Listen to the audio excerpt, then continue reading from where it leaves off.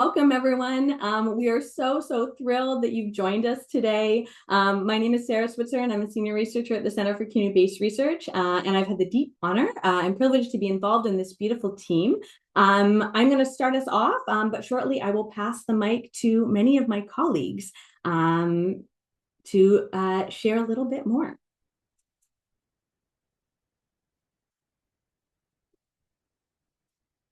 So where we begin our work is so important. And to that end, I want to begin by acknowledging that as an online public event, many of us are calling in from many different places across Turtle Island or globally, all with different relationships to different treaties and territories. And already in chat, we've heard from a number of you calling in, really from quite a wide, range of places. So the Pedagogies of Community Engagement Collective is situated within the territories of Turtle Island, and its members do their work on the ancestral lands of many Indigenous peoples. Speaking personally, I am zooming in from and have my feet planted on the traditional land of the Huron-Wendat, the Seneca, and the Mississaugas of the Credit. Tekaronto was covered by Treaty 13 and Williams Treaty to the east. As a collective that includes Indigenous, arrivant, racialized, and settler community engaged facilitators committed to the principles of generosity, anti-racist and decolonial practice, transparency, participation, and intentionality, we acknowledge our responsibility to the earth and to the Indigenous people who continually replenish sacred connections to and coexist with the earth. And with that, as you attend this event and engage with the learning that we'll offer, as well as the learnings that you will all hopefully co-create in the breakout rooms, we ask you to reflect on what relationships and responsibilities you have to the earth. And outside this 2-hour event, how do these responsibilities extend to your own facilitation practice? Does your community engaged work take place on occupied or stolen land? On whose original territory do you work? How are you creating healthy relations with the land, the earth, and the people?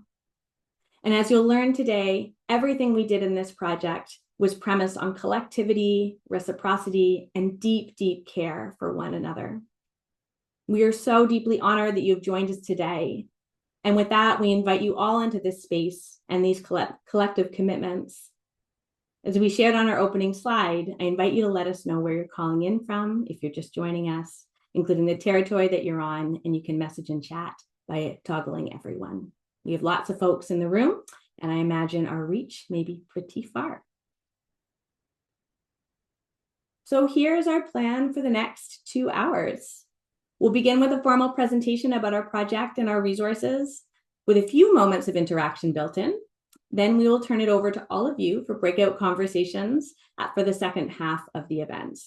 And I'll pass it now to our ever fabulous research coordinator, Wendy Ning, who I often describe as the glue who holds us all together.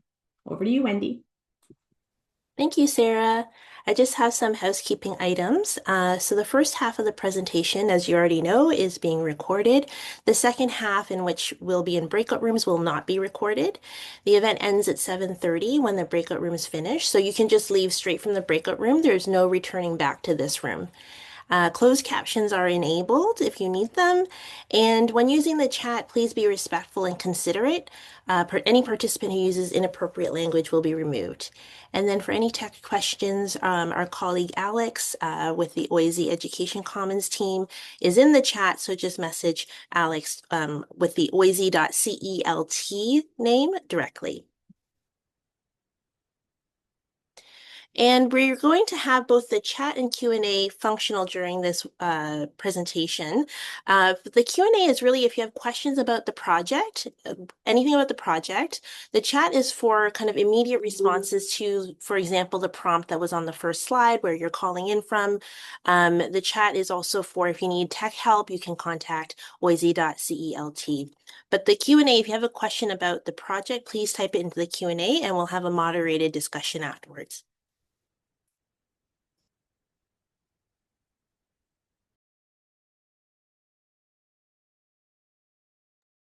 That will pass it over to you, Ruben.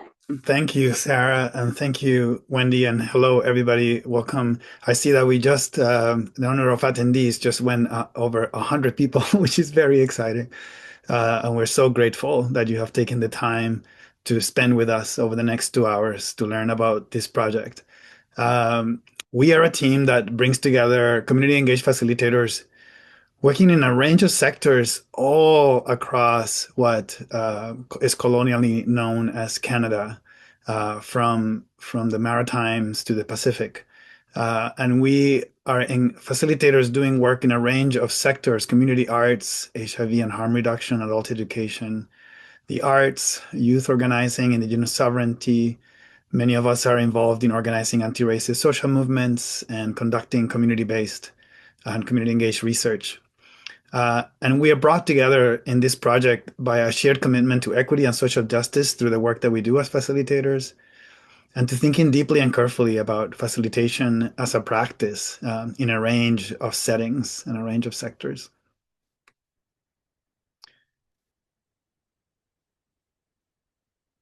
This is a very fun picture of us. In the 3 years that we have been together, we have had two opportunities to come together, but most of our work has been done online and virtually, which has presented its own challenges.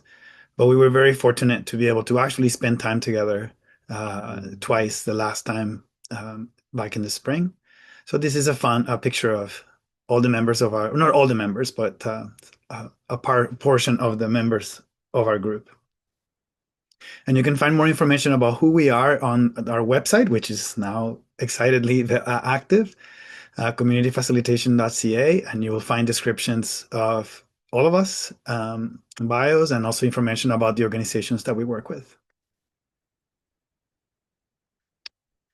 This is a list with our names and our institutional affiliations for those of us who work in institutions or not. But there have been many more people involved in this project. Not everybody is named here. These are the folks who are currently involved. And you can find also information on the website about everybody who's been involved, as well as on the guide that you can access through our website if you're interested in learning more about us. These are the organizations that are represented in our project that have been collaborating. I personally am affiliated with the University of Toronto, where I am a professor and the chair of the Department of Social Justice Education. And I have the pleasure of being the co-director of this project. And we have a number of community organizations: the Center for Community-Based Research, where Sarah works; Writing Relations; Y, which was an organization that was involved in most of the project; CIRI from the Simon Fraser, the Community Engaged Research Initiative; and the Neighborhood Arts Network that is part of the Toronto Arts Foundation. And these are the community-based organizations that form our collective. Our work was funded by a grant from the Spencer Foundation, which is located in the United States, as well as funding from the University of Toronto through the Ontario Institute for Studies in Education. Next slide. And we would like to stress the gratitude that we have for all of the facilitators that were involved in this project. This was a truly, truly participatory project, which was led for and by community engaged facilitators.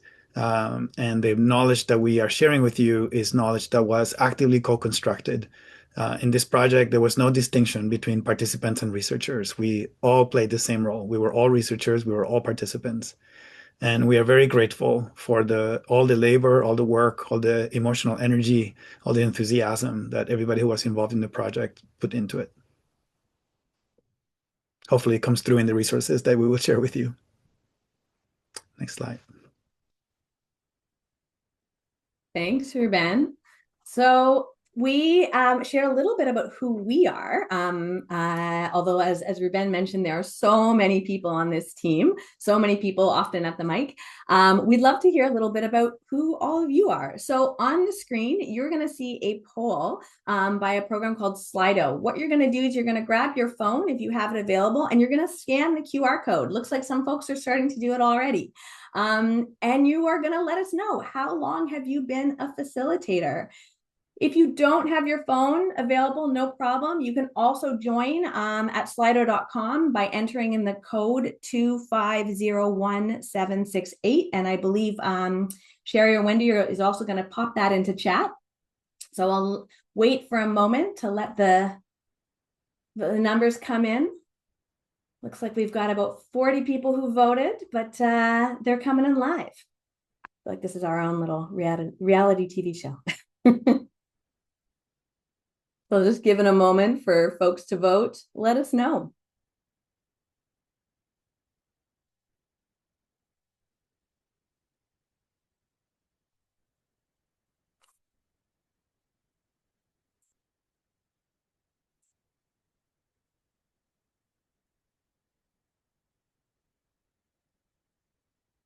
Oh, this is so cool. We really we're so incredibly thrilled with the turnout that there's so many folks. 127 people are here with us today. Wow. This is exciting. So if you're just joining us, you're just coming on in, we're doing a poll. We're curious to hear how long everyone has been a facilitator.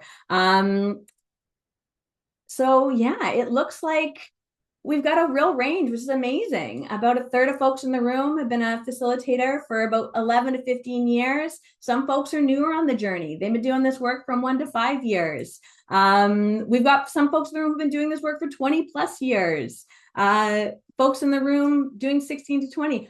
And a few people who are totally new to this work, which is amazing. So just to say, we welcome you all. One of the things that's been so incredible about this particular initiative is that we learn so much from everyone, whether folks are emerging and just starting out on their facilitation journeys, or folks who've been doing this work for a while. So yeah, we welcome you. We're going to do one more poll, and then we're going to talk a little bit more about our project. So we're curious, as Ruben shared, this project unites folks working across many, many different sectors. So we're curious to hear what sector or field you work in. So pick up your phone, scan the QR code, and tell us, are you working in a university in higher education, community arts, social movements, participatory research, disability justice? Maybe you work for the city or government or a nonprofit organization. So lots of options on the screen. So we'll invite you to vote.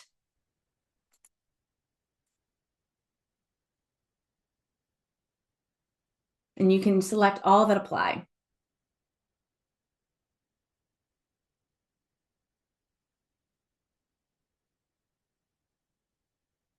So it looks like lots of folks involved in social movements, some folks working in universities, lots of folks in community arts. It's changing. And if you select other, we invite you to tell us in chat, toggle to everyone, and let us know. So it sounds like there's some folks working with a variety of organizations, K-12 education system,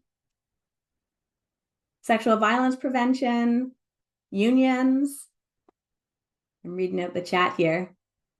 More education, botanical gardens, and science museums. Although I'm sure there's some musicians in the room too. Amazing. All right. Well, thanks all. So yeah, we've got a real mix of folks in the room. This is really tremendous. Okay. So one last slide for me, and then I'm going to turn the mic again. So where did this work begin? Really, it began with kind of online spaces similar to this one, with community engaged facilitators coming together to connect and dialogue with each other online, just as we are today. In 2020, nearly 5 years ago, we launched a small pilot study called Beyond the Toolkit with the help of some of our current organizational partners like Neighborhood Arts Network and many others who are currently on the team, to explore how community-engaged facilitators were adapting their facilitation work online with communities during the pandemic, during COVID-19, amidst mass loss, upheaval, grief, sparked not only by the pandemic, but by so many other social and environmental crises at the time. And the response that we received to this early work was overwhelmingly positive. We heard from so many community engaged facilitators that we needed to keep connecting and keep dialoguing. And so this kind of led us to grow our partnership substantially and add many others into the fold. And so with that, I will pass it to Ali Crockford with Writing Relations to carry on with our journey. Thanks so much, Sarah. Apologize for my voice. I'm a little hoarse today. So our goals for this project, you can see them here. We really, first of all, wanted to deepen our partnerships across as different community-based organizations and folks doing community engaged practitioner work in different sectors. So you can see, just like you, we come from a wide range of sectors: health, education, cultural, post-secondary institutions, as well as larger social movements. And then our next goal was to exchange our experiences and really grow our knowledge about the pedagogical approaches to facilitation that we ground our practice in, and how that's informed by our communities and our lived experiences. And then lastly, we wanted to develop some resources. So we've co-developed a series of written and audio visual resources, some of which we're going to share with you later on this evening. And we're really excited to be able to share some of those, like cell films, podcasts, and of course our website and web resources to support the work that you're doing in all of your different sectors. I could get the next slide. All right. And so after, I think, almost a year of working online, we were able to come together for our first retreat in April 2023. And you can see a picture of us gathering here. Most of us were able to join at that retreat in Toronto, which was a beautiful opportunity for us to build trust, build our relationships, learn from each other, and really dig into designing that research together. So that was where we had a lot of really deep and beautiful conversations about, what our goals were and how we wanted to take the project forward. Next slide. And so one of the pieces that we really grounded in throughout, especially the early days of this project, was our living agreement. So this was a set of commitments and principles that we identified through a number of different online sessions where we talked about what was really important to us. What did we want to put into practice when we were doing this work together? How did we want to make sure that we were living our values? And so you can see that the sort of core principles that emerged here: generosity, anti-racist and decolonial practice, transparency, participation, and intentionality. And we have this really beautiful document that we developed in that first year and finalized really at that first retreat, where we broke down, kind of exactly what each of these principles would look like for us in this research design, and also throughout the activities that we were going to carry out throughout the rest of the project. And so that's been what's grounded our work throughout the last couple of years together. And with that, I will pass it to Ruben. Thanks, Ali. So in our work together, through many, many conversations, questions, dialogues, projects of creation, we arrived at a set of research questions that grounded our work moving forward. They are right here. How do our commitments and values shape our facilitation practice? How is our facilitation practice accountable, and to whom is our facilitation practice accountable? Why do we facilitate the way that we do? How do we make visible these facilitation practices? How does our facilitation approach change depending on who we're working with and for? How do we build relationships across and within differences? And how does our lived experience and positionality both inform and shape our facilitation practice, but also how does our facilitation practice shape our lived experience? Next slide. In order to answer these questions, we collectively developed two different strategies for collecting data. First, we interviewed each other. We conducted 21 online interviews with our team members. A subgroup of us collected the interviews. We also developed the protocol ourselves and the strategies. So again, to go back, we were both researchers and participants. And then we used our networks, the organizations that are part of our project, to invite others who are part of those organizations to conduct focus groups, to gather additional data, and also to share some of the findings from our first run of interviews with them and to get feedback. And these are the sources of data that we used to develop the resources that we will share today. Next slide. So over 10 months after we collected all of that data, we also all together as a group collaborated to analyze what we were learning. We reviewed the transcripts, we created coding frameworks as a group. We coded the data using software so that we could do it asynchronously and online using a software called NVivo.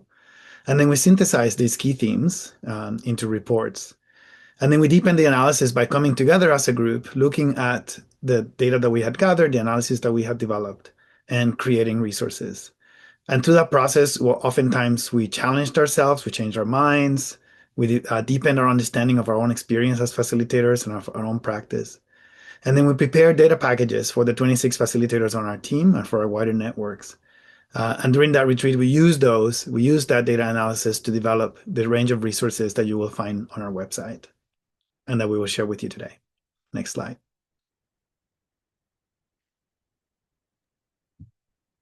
And with this, I think it's over to Stuart. Thanks, Ruben. Thanks, Ruben. Thanks, Sarah. As Ruben mentioned, we gathered together for a second retreat in April of this year in Toronto at OISE. And the gang of us that you see in the bottom left of your screen got together over a day and a half. And it was a remarkable time. We started the retreat, as we always did, with a series of activities to bring the group together that included drawing each other. And you see the results of those drawings in our facilitator profiles on the website. They're fantastic. And for many of us, they're some of the artifacts that hold deep memory for this project. We used the data packs, the gathering of research that Ruben shared about the previous slides from interviews and focus groups together. We divided into a set of teams to develop questions out of that research. And from those teams, we deepened our analysis, but worked together to find ways to turn the research into a set of resources, a range of resources, including podcasts, cell films, collages, as well as the Community Facilitation Handbook, which you'll see more and witness some of that work later in our breakout groups. This was a really generative weekend that I think surprised us all by what we were able to get done together. As you've heard, the range of people involved come from a number of different sectors, and so to find common ground seemed to cement the dynamism and the real creativity that the project brought together. Next slide, please. So just to kind of summarize where we have been in our project. As a 3-year project, we started off designing together. We moved into learning together, and then we spent our final year sharing and building together. In year 1, the partnership development and community building was a significant part of building trust and building a sense of understanding and belief in the work that we were going to do together. We created group and living agreements. Those living agreements have guided us throughout the project. They've been refined as needed, and they've helped to give a kind of spine to our work. We developed collaborative research design online and in person, and the ability to move between these two realms was really quite remarkable. Challenged us all, but in really creative ways. In year 2, the interviews, the focus groups, work unfolded. The participatory analysis led by various members of the group in collaborative discussions and collaborative data analysis took shape. This was a process not only of understanding what we'd heard, but of learning. And as Ruben said a few moments ago, challenging each other about our understanding of community facilitation. In year 3, the co-facilitated focus groups were part of our networks and larger networks that we were able to tap into to give a breadth to the kind of data and the kind of stories and knowledge we were learning and bringing together in the project. This led to more participatory analysis to make sense of the learning, and then the coming together of a range of members of the team to design resources at an in-person retreat. And since that retreat in April, we've been building the resources up over the summer. Some key team members have played a key role in translating our podcasts and other work into really fantastic, rich resources, which we're so excited to share with you in a short bit of time. And I think I'll pass it over to Andrea. Thank you, Stuart. So, when we asked facilitators what community engaged facilitation means to them, what emerged was not just a single definition, but we reflected on the following questions because they help clarify the boundaries of our practice, but also the commitments that we carry and that we bring into the room. So we reflected on what are my criteria for defining what community engagement facilitation is and also what it's not. Why do I facilitate and what values anchor my work?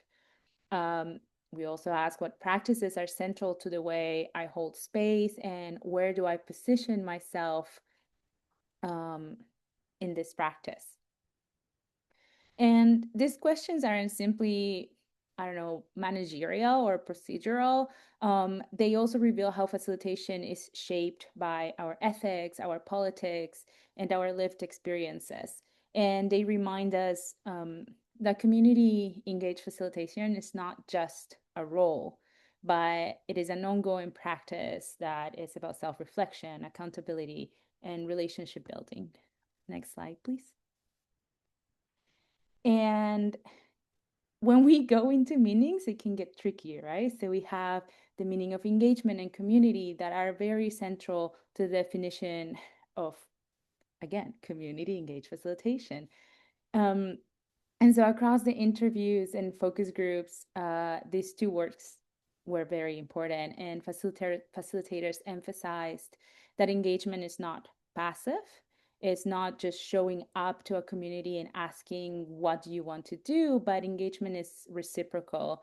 And so as this quote here shows from Ava, it sounds more, I want to work with you. Here's where I can offer. And then what can you offer in return? And so it's about the exchange and, I don't know, the willingness to meet one another. Next slide, please. So similarly, Sophia, when we think about community, Sophia's quote reminds us that it's not this abstract category. It's very specific. It's grounded in the needs and the realities of people whose rights and resources may be limited sometimes. So facilitation then becomes or is a responsive practice, and it requires listening to those that we are engaging in working with and for. So this quote is, we're always building around the communities or the members of the communities who have less. And based on that, we guide our work. So we're not there necessarily to lead, but to let the needs of the community to guide our process and the pace of that process. Next slide, please. And then lastly, there's always an important tension around the term community engaged facilitation, because for some facilitators, the term was just too broad. It didn't resonate with them. And the way that they brought it, like Jordan's quote here, is that it shows the depth of political commitment that this works require. So Jordan shows terms like equity-based or anti-oppressive facilitations are terms that resonate more clearly with the work that he's doing. So this doesn't mean that community engagement is meaningless as a term, but rather that without grounding, it can risk becoming a label that anyone can claim. And I think this is a useful reminder for all of us. If community engaged facilitation is to mean something, then it can be tied to equity and redistribution of power and to practices that refuse harm.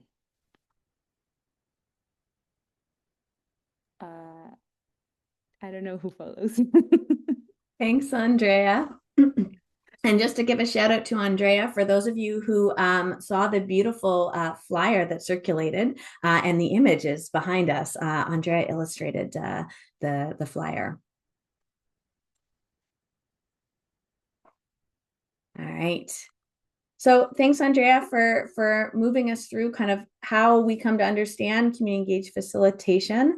I'm going to share very briefly kind of a short snapshot of some of our key themes, which, as Ruben shared earlier, we really arrived at quite collaboratively. So we learned so much from conversations with our team and other facilitators throughout this project. We were reminded of how central values and deep commitments really are to one's facilitation practice, right? We learned about the intentional and very crafted way facilitators approach their practice through specific processes, practices, and strategies. And as you may notice, these aren't just kind of in the moment strategies when facilitating during a workshop or a conversation. They also involve preparation, adapting in the moment, and thoughtful knowledge sharing practices that are all kind of anchored around the values and commitments that folks bring to their work. And many of these values are listed on the screen, and there were so many others as well.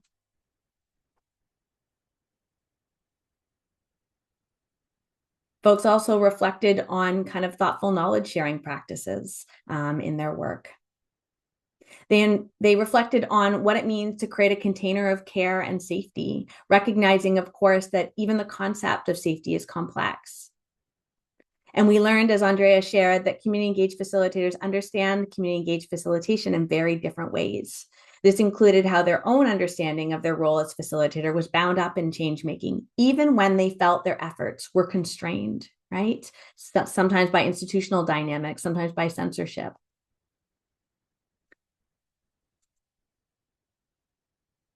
And we learn, not surprisingly, that one's personal facilitation kind of history, lived experience, and positionality deeply informs how people show up to their facilitation practice with communities.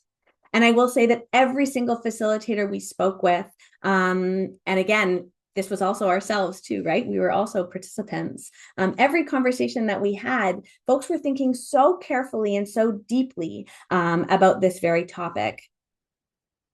It wasn't just that their work was informed by their lived experience and positionality, but also that in the doing of facilitation, it also then kind of circled to informing how people also viewed themselves, right? So it was a circular and a dynamic process. And these were both challenging and nourishing experiences that folks spoke about. And in doing this work, facilitators were met, by many generative moments, but also many challenges. Many spoke about the profound impact on themselves as facilitators, on their bodies, minds, and on communities. These impacts included embodied and emotional impacts resulting from facilitation being lived and felt in the body, systemic impacts resulting from facilitating in white dominant spaces, particularly for racialized and Indigenous facilitators. Employment-related impacts resulting from navigating workspaces, especially when there was a misalignment between a facilitator's values or political orientations and the organizational values or political orientations. Facilitators spoke about the myriad of ways they needed to navigate institutional dynamics in spaces. They spoke to failure, conflict, and messiness in community engaged facilitation, not as something to be avoided, but actually as an integral part of community engaged practice. And finally, throughout it all, many dialogued about how they arrived at what they learned as facilitators. In fact, it was in the talking and thinking through about practice kind of again and again and again that many of these learnings bubbled to the surface. So that was just a brief snapshot of what we learned, and we hope to continue many of these conversations in the breakout groups. But before we do, we have one more poll.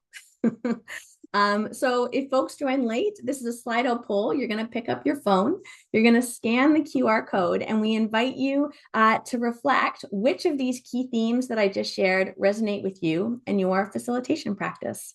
You can click all that apply. You can also join at slido.com. So we'll give folks a moment to scan the code, or go online at slido.com and enter in the code on the screen and tell us. Which of these key themes resonate with you and your facilitation practice? And perhaps in the breakout groups, you can tell us why.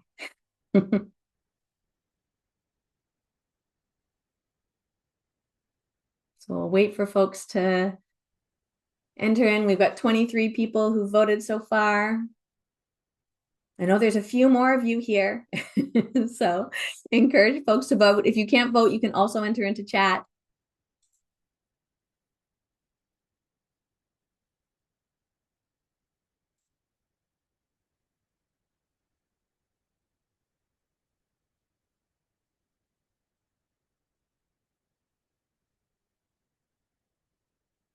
And what's fun about this is the polls change real time.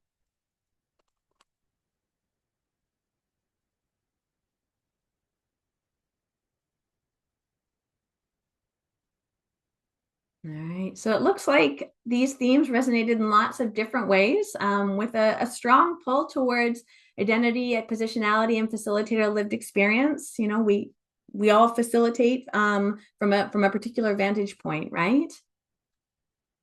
But values and commitments are also up there. Approaches, practices, and strategies. How people might understand their role as facilitators. About 53% of folks resonated with that one. And it looks like, Sam, about half of folks are saying that, you know, navigating institutional dynamics and the failure and the messiness and the conflict that comes up in facilitation was something that was quite generative as well. And if I scroll down, same with impact of facilitation on facilitators and key moments of realization. So thanks all. So with that, I'm going to pass it off to my colleague, Angie Aranda with the Neighborhood Arts Network, who's going to share a little bit more about where you can learn more about our project and our findings. Hi, everyone. My name is Angie Aranda, and I work at the Toronto Arts Foundation, Neighborhood Arts Network. And this was really an exciting project for me personally because it humanized community arts practice in a way that I hadn't felt in a really long time. And so you can explore a lot of the resources that I think will breathe a lot of inspiration to your practice as you're engaging community members and even within teams as well. So if you can scroll to the next slide. This is our facilitator guide. And so one of the cool things that I actually led today was I was working with a marketing team and our programming team, and we needed to build social cohesion, better collaboration. And we put together a candle making workshop. And I used a lot of the approaches that I learned from this study, and a lot of the skills and resources from a reflection prompts, from like, where do we go from our facilitation currently and how do we push it and how do other people do this work? And so online, you can go to the communityfacilitation.ca and find a whole lot of resources. Next slide. And we turned some of our resources into podcasts. One was around like rethinking community facilitation. The other one is like, we've all been there where we're like, oh shit, this was not what I wanted to do. And then you have to shift it. And so it was really genuine and it's funny and it's vulnerable. And I think you'll all enjoy it. Like we had a blast making it. And then the last podcast was navigating institutions as a community engaged facilitators. And we're all placed in like very unique positions. And this really guides you and makes you feel less alone in terms of this work.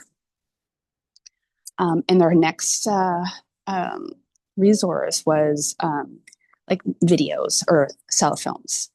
And this was for me, I graduated at York for film and I was like really intimidated, even though that was like my background, because I was too like in my mind about the creation of product being like so perfect, but we had a great time where we're just like playing. And that was like the key thing for us, was just like play is so vital and life-giving. And I think you'll just be looking and watching these cell films. You'll, I think, be engaged and be inspired to do this work with colleagues, with community members, and just this is a time in our life, in our society, where we need to play more. And that's how we connect. And something that I've learned this year, and I come from the arts, but it's taken me a long time to understand, like fully embrace and understand that art and creativity is something so innate and something that makes us so human and something that will connect us deeply. And so this was like a really great way of, if you're not sure how to do this, we'll help you. And we also had a facilitator's recipe. Again, most of us cook. This is something that we need as humans to survive. And this was a beautiful way of how to support you in your facilitation work.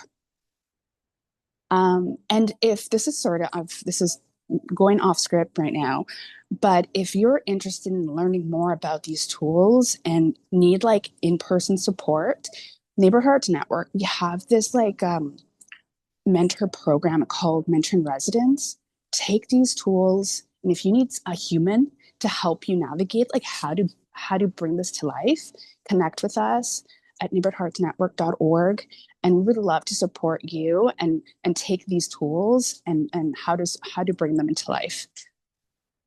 And that's my piece. Thank you so much. And I'm sorry I couldn't have my video on. I'm having some tech issues, but I really appreciate the people that I've worked with and also this platform.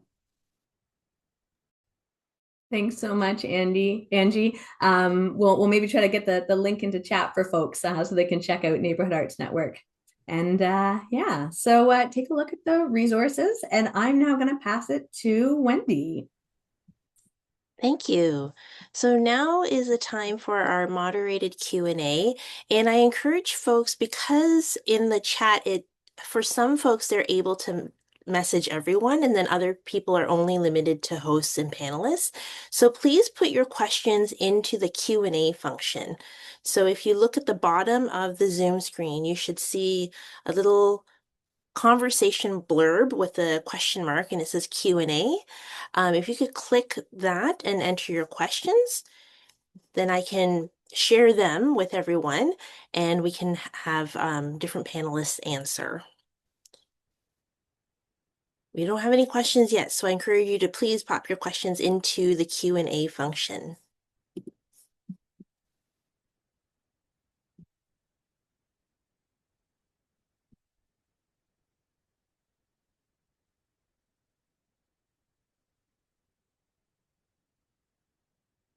Don't be shy. Please pop in a question. Maybe we were so thorough in our description of the project.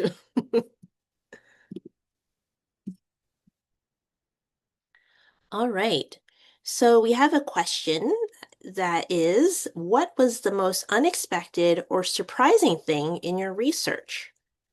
So I'm going to ask maybe someone from the data analysis team to get us started. So maybe Sarah, do you want to get us started, and then others can jump in to share their most unexpected or surprising thing? Sure. I'm gonna go rogue a little bit and pass it to other members of the data analysis team who I know are on call on the speaker, who are later facilitators in breakout groups. For me, I think what was so surprising was just, or not surprising, but was what our process was so deeply collaborative. Like our analysis process was a good, I think 10 or 11 months of just kind of deep conversations and being careful and thoughtful, but also systematic in terms of how we were going about it. And because we had so many voices and lenses on the data analysis process itself, it truly influenced what we were able to see, because we all saw things in different ways, and that was such a profound gift to the process. And so I didn't answer that question directly, but in a bit of an indirect way. And I'm going to invite some others on the analysis team who are with us today. I'm going to look maybe Erin, Muna, Annie, or Andrea, if you want to share anything. Sherry. I'll go really quick. One of the things that pops out to me is we had a number of different themes that were coming up that were just so interesting. And then when I was looking through the interviews we did with each other and focus groups we did more broadly with other groups and organizations, was that there were these moments of realization that changed people. It's like there was a shift of realization that was hard to capture under any theme because it was so deeply personal. And like I would even say we were witnessing things that seemed pretty transformative that don't seem to level up in terms of the recognition of how profound this work can be. And so we had to create a whole different section just to capture those moments of change and realization. Maybe I'll also just to what Erin's naming, I think another piece that was that felt very consistent across everyone or most people, or was just a huge theme, was facilitators' relationship to conflict that comes up in facilitation, and how whether that conflict was something that was supportive to where, you know, that facilitated space needed to go, or it created a sort of tension that pulled facilitators away. There was actually a deep appreciation for conflict and for the lessons that conflict in facilitation brings facilitators. And that showed up in a lot of these like aha moments that facilitators had in the stories that we'd hear. But to me, it was a really beautiful, I think, testament to a lot of facilitators are in this space and carry a deep commitment to learning and growth. And I think being a facilitator in the spaces we often occupy, that it requires such a high degree of agility, or maybe we're drawn to this space because we're agile, open people. Like I don't know what the source of that is, but just the relationship to conflict and the appreciation for it really stood out to me. Anyone else from the analysis team wants to share? Yeah, my input would be pretty similar or echo what the others have said so far, but it was really just so humbling to sit with these interviews and the real vulnerability that people, really dug deep and shared with us, and in their experiences of when things are really just go sideways and you think like, oh, I've done something and, all this stuff has kind of come up in whatever I'm facilitating, but how that is such a generative and amazing learning experience, and what people did in these situations. And sometimes things don't resolve immediately. Sometimes you're coming back to things, or you have to really sit with things and think and reflect and understand maybe what you're contributing to the situation, etc. And people really just shared these amazing stories, and we've really tried to preserve little glimpses of that throughout the resources. And of course, like the guide digs into things a lot deeper. So maybe that's a suggestion, that if you want to really get into the nitty gritty of some of the things we're talking about, go to the guide. If you want to explore things through some more of the arts-based things, the self films, collages, podcasts, etc., are a great way to get into those. I don't know if there's anyone else, or we want to try and answer another question. Yeah, no, thanks, Sherry. We actually have quite a few questions now. So I'm going to jump to the next question. Knowing what you know now from this research experience, what would you do differently? I wonder actually if I could ask Ruben to get us started, and then folks can jump in. Thank you for that question. My first instinct is to say nothing at all. This project was such a beautiful experience for so many of us, for all of us, just personally, intellectually, politically, and there were many times when we dealt with really challenging moments, but even the challenges were rich sources of knowledge and of deepening our relationships with one another. I suppose if I were to be really optimistic, the one thing I would change is I wish everybody could get paid more. As I'm sure many of you know, community engaged facilitation is not remunerated very well, and we did our best to ensure that everybody in our project, that everybody's labor was recognized, acknowledged, and valued, and in financial ways, not just in terms of support, but in actual financial material ways.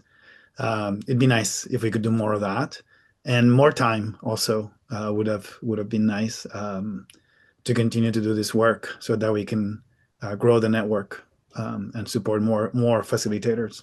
Those are the two things that come to mind. But I'm curious what others think. Bonjour. Vanessa. Hi. Yeah, Vanessa, Ana Kurwa Basekle. Um, we did some little bit of spiritual pieces, inviting spirit in and acknowledging like each other as human beings, diverse folks, and we did some stuff together, and I would have just added more. And maybe for myself, I would have maybe just stepped in harder. Even when we were all gathering today, I was like, oh, it's prayer time. Say a little prayer, take a deep breath before we go. But I'm also trying to be respectful of like we planned everything and there's agenda and we have nerves and technical difficulties, right? But I think we can always add a little bit more spirit to all the work we do, and we were good at acknowledging human beings with spirit. But I feel like in all the places and in this practice, yeah, we sometimes forget about that spirituality and that spirit. Just a little bit of medicine adding in any work we're doing goes such a long way that I would just have sprinkled a little more spirit in. I would just have invited it a little harder. And I think in the next steps and when we gather and meet and continue this work that we'll just do more of that, adding more. Yeah, encourage. Thank you, Vanessa. I personally would also add at the beginning, given the different organizations represented, there were moments where there was a difference between maybe some of the language that was used between like those who are in academic spaces versus those who are in community-based organizations. And that came to a point where we had to address it directly. And I think that's something that if we could, do differently is being mindful of the language that we use and ensuring that there's some awareness of accessibility in terms of how we talk about our work and the relationships. And I think it goes back to Vanessa, you're talking about spirit, and I think about relationships, and this is a very much rooted in our relationships with each other. And we were able to address some of those challenges directly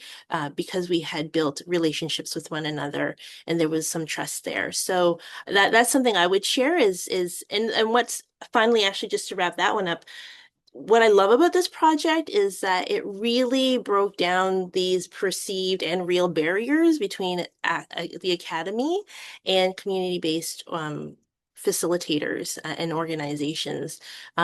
Yes, Camila, academic posturing, no.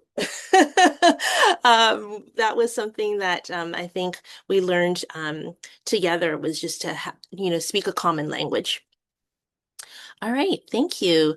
How about we jump to actually, Camila, you have a great question. What prompted the idea of investigating community engagement / equity focused facilitation? So I know Sarah and Ruben, you don't want to jump in, but can I ask one of you to start that? Since this did come out of Beyond the Toolkit, and maybe Andrea, I know you were part of that as well. Sarah, you go. You have an answer. I'm wondering, admittedly, I was looking at the chat because there was so much happening in the chat. So I'm wondering if you can repeat the question, Wendy. Sure, let me just bring it up here. What prompted? Yeah, sorry. What prompted, yes. What prompted the idea to focus on, I just put it on the chat Q&A there. Yeah, what prompted the idea of investigating community engagement / equity focused facilitation? It's a great conversation, or great question. I mean, it was really kind of relationships and conversations that we were having kind of collectively, that were happening kind of in hallways and then on Zoom rooms or around kitchen tables. And so I guess the kind of the starting from a project perspective started with Beyond the Toolkit, but I feel like it would be erroneous to say it started there because it really started long before that. And so there's so many connections that folks already have on the team, where it was, I feel like there was a strong desire to kind of think deeply and be challenged by each other, about how to do this work better, how to be better, how to be in kind of relationship with one another, and think deeply about facilitation in a really kind of equity driven way. And as many have kind of alluded to so far, like so many of us on the team have all been kind of, or at least I'll speak personally, been profoundly moved. I've been profoundly moved by being involved in this project, and I've learned so much. And we wanted to create a space where we could learn together, and be challenged together.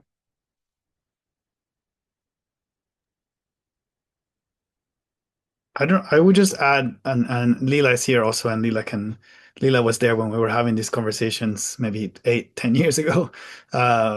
So in my background as a community facilitator is around youth participatory research. And in the field of youth participatory research, one of the dilemmas that those of us who do that work is how do we talk about that work? And one of the principles in our work with youth is that we never talk about the work without the youth. The work that the youth do in terms of research is theirs. And so we're left with this question of what do we talk about? And one thing that we talk about is our pedagogy and our practice. And it was from beginning to question those things and having conversations with other people doing youth participatory research that we started to really kind of ask deeper questions about facilitation, and that connected to some of the questions that Sarah was just describing. Absolutely, Ruben. Yeah, just to say that so many beautiful conversations came out of our school-based youth participatory action research project on the facilitator level. After the young people were gone, after the project was over, when we were still thinking about unpacking and making sense of what had occurred and what hadn't occurred, and how to continue the relationships and how to continue growing the work, especially when the work with schools is often the constraints are really challenging. And so how do we create otherwise? Great, thank you. Sorry, I just wanted to add that I think there was always this tension for me around what is the role of like professionalizing community engaged facilitation, because people come in as consultants to get paid for it. But if you also sit within community, is that also community engaged facilitation as you kind of gather and host in a very non-formal kind of setting? And so what are the principles that are important, and the recognition around kind of power and leading? So I think those are really interesting for me around just across people's experiences. So. Great, thank you. The next question, have you asked whether the facilitators are aware of their own personal trauma and how that lens can either slow down the process or, when handled intentionally, help break the ice and build connection? If not, how do we address that? Come to the oh shift room. Yeah, so that's one of the podcasts. So definitely that's something that they discuss in the podcast. So we encourage you to listen. Is there anyone else who wants to address that question? I think that also came up a lot when we were building the living agreement, talking a lot about our different experiences, our sort of traumatic experiences, and our experiences of how people's personal traumas could emerge during facilitation, and how we wanted to approach that intentionally as a group really informed a lot of those living principles that we sort of outlined there.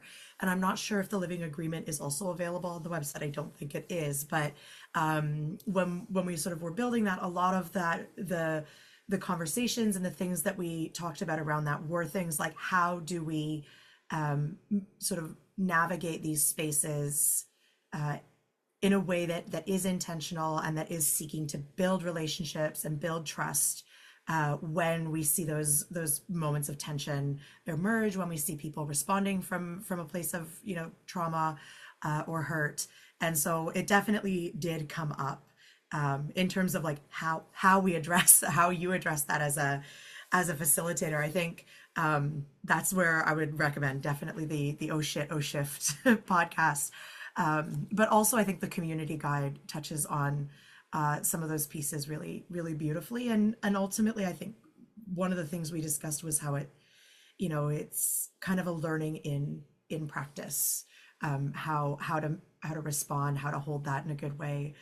There's no one way or one sort of solution to approach. And so a lot of our understanding as a group just emerged through really honest conversation and a lot of vulnerability. Yeah, and I would like to add to that, Ali. We did not ask directly if people were aware of their own trauma, but I think throughout the focus groups, throughout the interviews, throughout the conversations on the living agreement, something that was important and actually also linking to the resources, the self-film, and shout out to the self-film team that is also in the chat, Camilla. But one thing that came out is how are we aware of our lived experiences, and what are the boundaries that those lived experiences give us when we're facilitating, and the responsibilities to be aware of those boundaries, but sometimes they are also triggered during facilitation.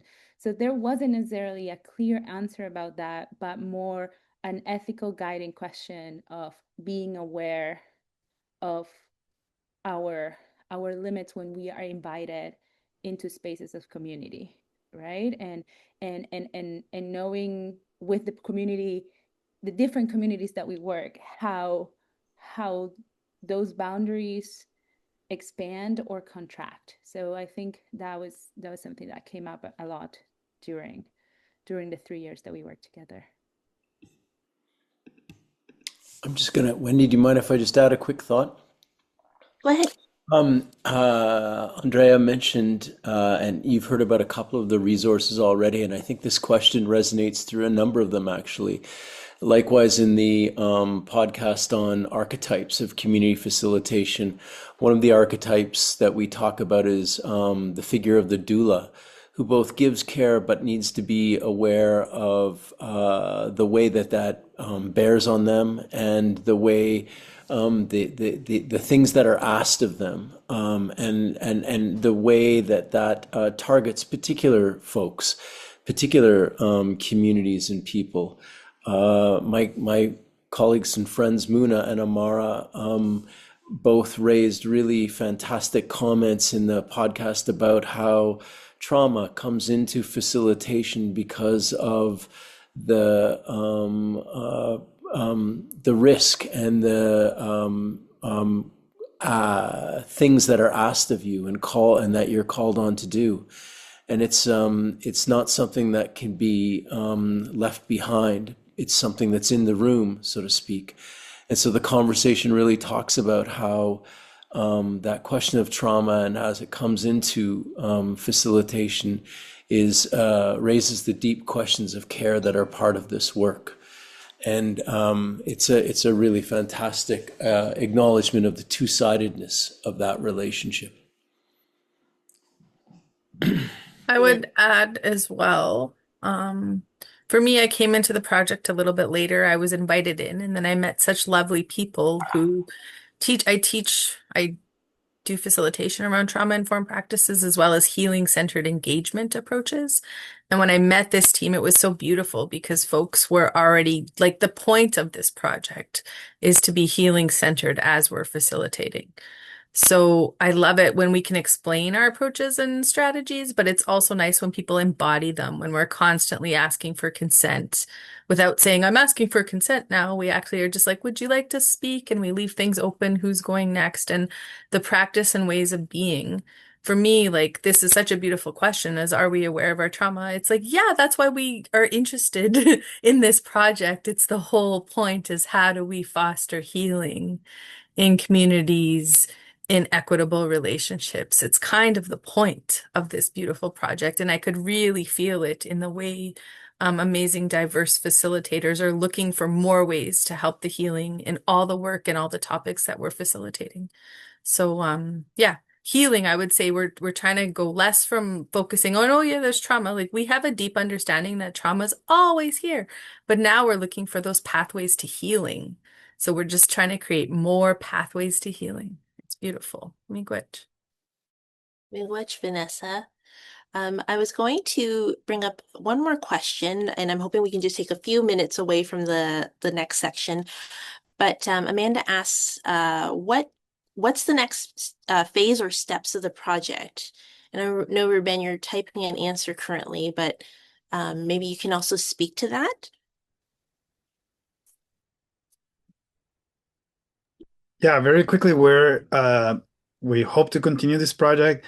Our next phase, we're looking to secure funding to develop professional development workshops to share our work with other facilitators, both beginners and experienced, and also to learn from them about whether and how the tools that we developed are any good at all, and if they're helpful or if they're not, and really just with the intention not just of sharing, but just deepening and expanding our understanding of facilitation. So that's the next. And I think someone asked a question about like community of practice, or like our long-term goal is to try to develop a nationwide sort of what some people call as a centers for excellence to devote resources to supporting facilitators across Canada.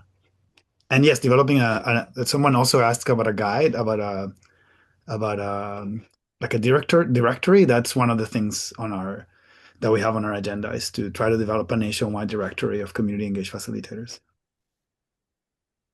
I think to add to that, one of the challenges is, as we all know, the labor of maintaining these networks and whether they be relationships or information. So that's one of the challenges that we did identify around how can we create a community of practice that is obviously based in like consent and also recognizing the labor it takes to maintain a community of practice. And so I posted there Justine's question about staying in touch, because I think it's a nice segue to a couple things I'm going to put in the chat. So one, check out our resources. They're live now. They went live at the beginning of this webinar. And also we have a consent form. So if you are an attendee and you would like to share your contact information with other consenting attendees, please complete the Google form that I've just dropped into the chat. I will also send this form link to folks who attended as well after the event. And if you could complete the form by December 19th, then I'll send the list to those who have consented to share their information, contact information. I'll send that out afterwards. So that's one way initially to stay connected. Also on the website, we do have the Connect with Us section. So if you have any questions, additional comments, want to follow up, I know some folks are interested in potentially having us, maybe it's holding a workshop or a presentation for their organization, then we can just reach out to us and we'll respond. All right. For some reason, the link isn't working for me. Let me try that Google Form link and I will get back to you. In the meantime, shall we move on to the next slide? Oh, you have. Oh, great. Sorry, the Q&A window was obscuring my screen. Mm-hmm. Before we jump to our breakout rooms, which I think there's a lot of interest in, before we do that, I just wanted to say thank you to everyone who's attended today. Thank you so much for your interest in the work and for the work that you do in community. I just want to thank also my fellow team members. Like after over 3 years together, it's pretty amazing that we're here now sharing this with the world. And so please visit our website, communityfacilitation.ca. And as I said, if you wish to share contact info, please click the Google link, which I will double check right now as Sarah jumps.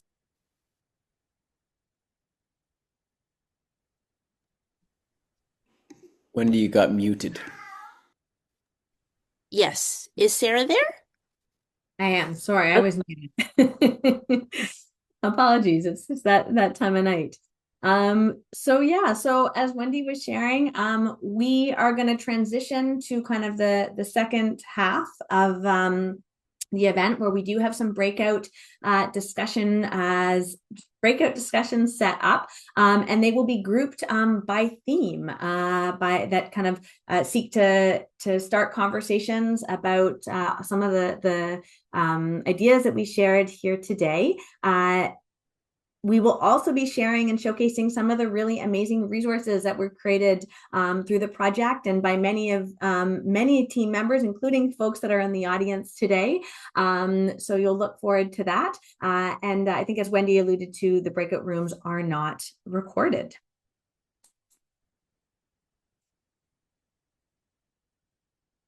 All right. So here's what's going to happen in a moment. We're going to go into breakout groups. So if you want to be in a breakout group, please stay and click the join invitation when you receive it. But before we kind of send folks out into respective groups, just to say, we'll be kind of connecting in breakout groups to network, discuss our findings, and to learn more. The rooms will be auto assigned, so you don't have to do anything other than click join. Each room will be facilitated by 1 or 2 facilitators from our team. So everyone who you've heard speak so far is going to be a facilitator. Breakout rooms will conclude at 7:30 Eastern Standard Time. So when the breakout groups close, the event will close. So think of it kind of like if you're at a conference, kind of going off to another room to connect and network and share. And if you have any tech questions at all, we invite you to message Oisy CELT in the chat directly. Yeah. So before we do that, Wendy, is there anything else we need to share with folks? No, I don't think so. Check out our website. That's it. Yeah. And share it widely. And maybe what I'll do before everyone goes off, I'm going to stop sharing just so that all of our team members who spoke today, we can see everyone. There we go. Thank you everyone so much for joining. Lots of heartfelt gratitude to everyone. And we'll see everyone in the breakout groups.